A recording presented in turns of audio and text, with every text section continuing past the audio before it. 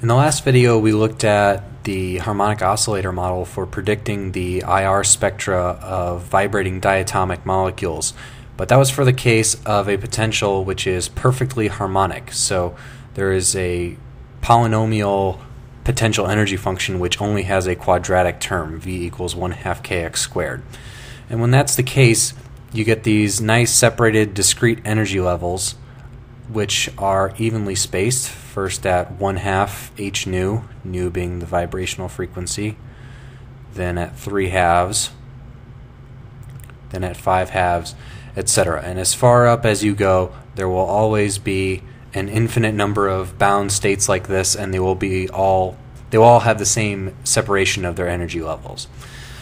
But in real molecules, we know that this potential doesn't stay perfectly harmonic forever. It's a nice approximation down by the bottom of the well here for the first couple states, but beyond that things start to get messier. So we have our lowest energy state, which might be somewhere down here. Then we're going above there. Then above this potential starts to weaken. It's still harder than x squared over on this side, but it's much softer on this side. So they actually start to get many more energy levels more closely spaced together. So as you go higher up, the harmonic approximation will fail you, and it'll give you energy levels which are too far apart. And eventually you get quite a few states which are all getting very close to each other, and then there's a limit to the number of bound states you can have. Above here, if the molecules have this level of energy, then the atoms will dissociate over time.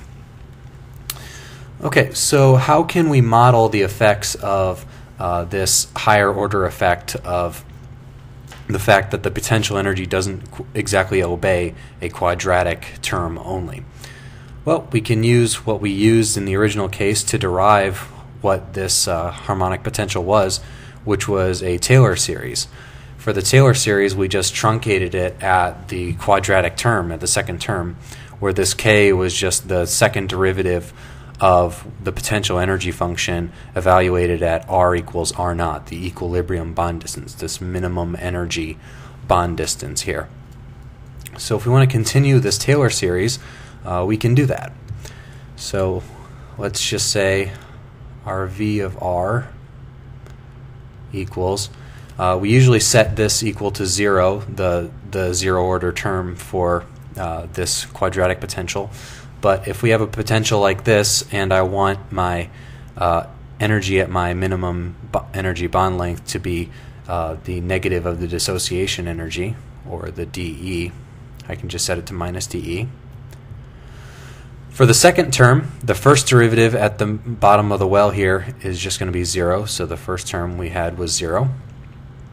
And then the second term was this 1/2 k, and x is r minus r naught. Then beyond that, what we can have is, start including terms from, we would have 1/3 factorial, 1/6, times the third derivative evaluated at r equals r naught. So we're going to call this gamma 3 for that third derivative evaluated at the potential minimum, over 6, and then times r minus r naught cubed, plus, and we can do the same thing with the fourth derivative, etc., as far as we want to go. Gamma 3 and gamma 4 would be different constants over 24, r minus r naught to the fourth. Okay, and then in terms of x, the potential we have, we're just going to have 1/2 kx squared. We're not going to worry about this zero order term. We're just going to set that equal to 0, say the minimum is the 0 of energy.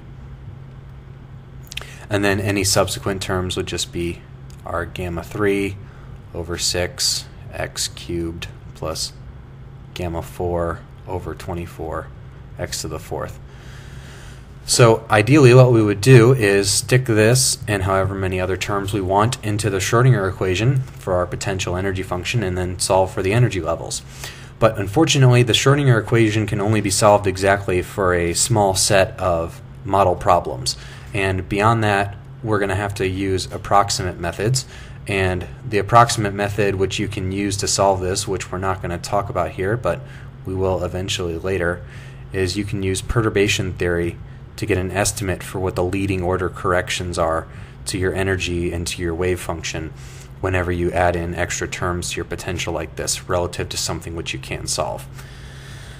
So when we do perturbation theory on this, what we'll find is if we had our original frequency, let's say our observed frequency in wave numbers is just going to be omega bar here.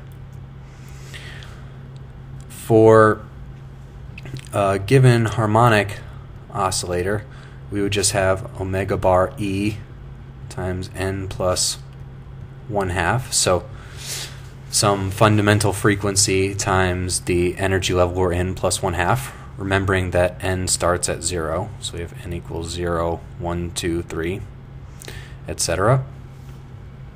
And then the term we get that gets tacked on due to perturbation theory is of this form, minus this constant x bar E, omega E, and this is all multiplied times n plus 1/2 squared. And then higher orders of perturbation theory would have subsequent corrections, but we're just going to look at this next leading order term. So what do these terms here mean that we're looking at? So omega E is just something which can be thought of as a harmonic frequency. So the frequency, the h nu, when you just have terms which depend on quadratic potentials alone. And this x bar E is called the Anharmonicity Constant. And in a perfectly quadratic potential, this Anharmonicity constant would be 0. But we just generally hope and generally do find that xe is much less than 1 and is only a tiny bit larger than 0. So the magnitude of our anharmonic correction is usually talked about in terms of the product x omega e xe or xe omega e, whichever one you prefer, and that'll be some number in wave numbers that'll indicate how anharmonic the potential is. And additionally, whenever we start to take into account the fact that there are anharmonic effects, the selection rule is no longer restricted to just be plus or minus 1. Our delta n, for which energy levels we can change, if I just want to show here, that would be delta n equals plus 1, plus 2, plus 3, etc. Our delta n can be any number of values. Plus 1 is definitely going to be the strongest band you would observe. In typical IR spectra, you observe a very strong band for delta n equals plus 1, and you observe much weaker bands for delta n equals plus 2. So these terms where delta n does not equal 1, those are called overtones and are generally, they're about twice as much energy, but as we can see, these energy levels get closer together. So the anharmonicity means that these overtones are somewhat less than twice or 3 times the energy of what's called the fundamental transition there, the fundamental frequency of n equals 0 to n equals 1. So, like I said earlier, because of statistical mechanics, you're generally going to have the vast majority of your molecules in the vibrational ground state at room temperature. So any transition when they absorb a photon is generally going to go from n equals 1 to some other n. You're not generally going from n equals 1 to 2 or from 2 to 3. So what we want to look at is what these frequencies are going to be whenever we're moving from n equals 0 here, the lowest energy level, to some other level. So let's write that omega of n, well, this was omega n here. If we had some value, plug in some value of n, and you'll get some omega there. So if we have some transition, then what we're going to have is this omega, which I'm too far back, so I'm just going to scratch out now. I have omega is going to equal omega n minus omega 0. So for the harmonic term, what we're going to have is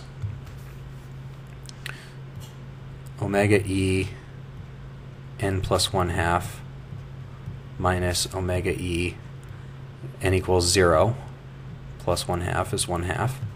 So the harmonic term is just going to give our n omega e. That's all that's there. So that's just going to be a pure integer multiple of the fundamental transition. And for this anharmonic term, if we look at that, we will have xe omega e n plus 1/2 squared, which would be n squared plus n plus 1/4 minus the same thing with n equals 0, so 1/2 squared again, omega e xe times 1/4. So we see the 1/4 terms are going to cancel, and what we're left with is xe omega e, and then n squared plus n can be factored out, if I'm running out of room here, to give n times n plus 1, which is the same as n squared plus n. So our final frequencies here, when we're looking at the transitions in wave numbers for an anharmonic oscillator, is the transition for a harmonic oscillator in terms of delta n, which is just an integer number of the fundamental frequency, minus, and this correction is usually negative because the harmonic oscillator generally overestimates separation between higher vibrational levels, minus the anharmonicity constant xe times omega e times n plus 1. So there's a quadratic potential a quadratic number which depends on increasing n and pulling us down quadratically as we increase the excitation level that we go up to in an anharmonic oscillator. So usually this is quite small. Often it's not worried about for looking at simple model systems, but we just want to give an overview of how that works and for how thinking about higher order corrections might work.